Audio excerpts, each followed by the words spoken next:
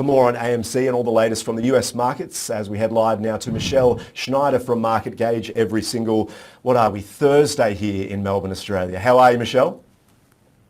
I'm great. I wish I had my popcorn ready. Yeah, a movie would be nice. I haven't seen a movie in a very long time. Hey, tell us about AMC. This is a bit crazy, isn't it?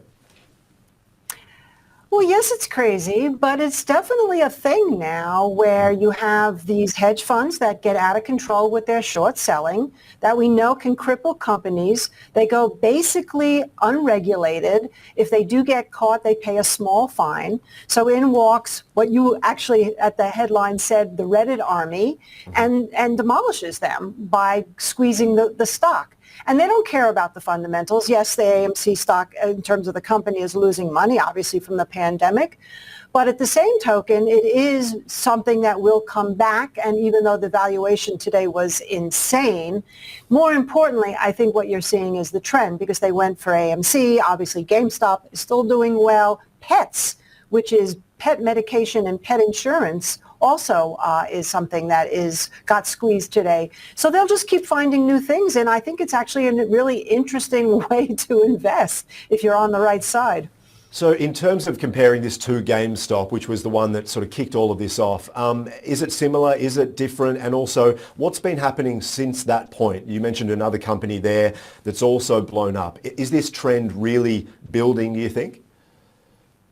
I think so. The people do seem to believe that it will be short-lived because they think that if they don't take a profit or they get in too late and there's huge amounts of money that could be lost. Obviously, this is a speculative game.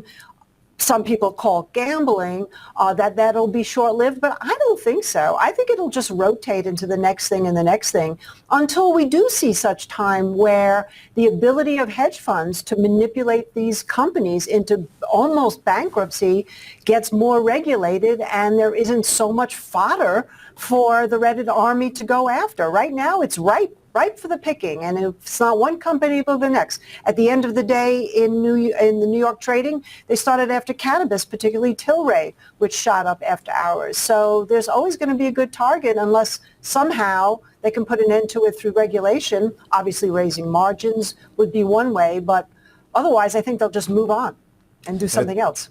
Yeah, we'll watch it closely. It's a story that we absolutely love covering here at Ticker News, but let's move on from that one and we'll talk more broadly. What else are you seeing in the markets at the moment? Well, what's interesting in the market right now is that we have a situation where the S&P 500 looked like it was going to take out the highs yesterday and stopped really 2 pips ahead of where it made a high in early May. So there you have an interesting technical pattern where either it's going to take out this 422.74 and explode up to 440, or we're forming some type of double top. And that's hard to say right now because we have some real positives and then we have some real negatives. The positives, of course, is that we still have risk on, but the Fed announced at the end that they're actually going to start rolling back their bond buying program that they did pandemic. We'll see how the market reacts to that. Transportation came off. Infrastructure package, maybe not so much right now. People aren't really thinking that it's going to happen. Then the positive, of course, is that we have these killer earnings and we still have a lot of interest from the retail investor. So I think we're at an interesting point right here, and I'll be very interested to see where it goes.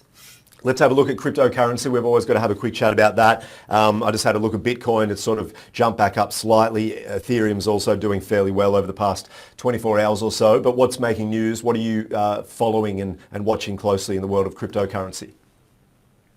Well, the big news really was in Dogecoin. Now that Coinbase Pro said that it was okay they were actually adopting Dogecoin onto their platform. So that's interesting because that certainly legitimizes what a lot of people consider to be a joke. And yet there isn't really a joke here. We still have a tremendous amount of adoption from different institutional companies that are using not only Bitcoin as a currency and some of the meme coins or the joke coins, but also what's happening with Ethereum and blockchain technology. So I actually think that we're in this range. It's interesting because the volatility has come in. This 37,000 in Bitcoin is holding. We get through 40, 41. We could see more interest. And just so you know, we actually started a position again today in the Grayscale Trust of Ethereum because we like how it's holding up at this point. Right, right. And did you have a couple of stock picks just to finish off that you're watching closely at the moment as well? Well, yeah, there's a couple of things. One is Elastic, believe it or not. I think the symbol is ESTC. Don't quote me on that, but That's all right. it's easy to look up. Yeah. It reported earnings and it's gapping up tomorrow. And it's an interesting data company. And it was nothing I even heard of until I saw it was reporting. And I like the stock formation. And we're watching a couple of other things here. But right now, like I said, we bought Ethereum, the grayscale. Yep. And I'm interested in small cap growth stocks if the market holds up in particular. And we can look at VBK, which is the ETF for small cap growth stocks, holds about 600 stocks or so in its basket. So it's good exposure if it holds. Awesome. Great to chat every single Thursday here. And what is it, Wednesday over there where you are, right? Must be Wednesday. Yes. Awesome. Hey, great to see you again. Where can we check out all your work just to finish up and jump on the social media channels?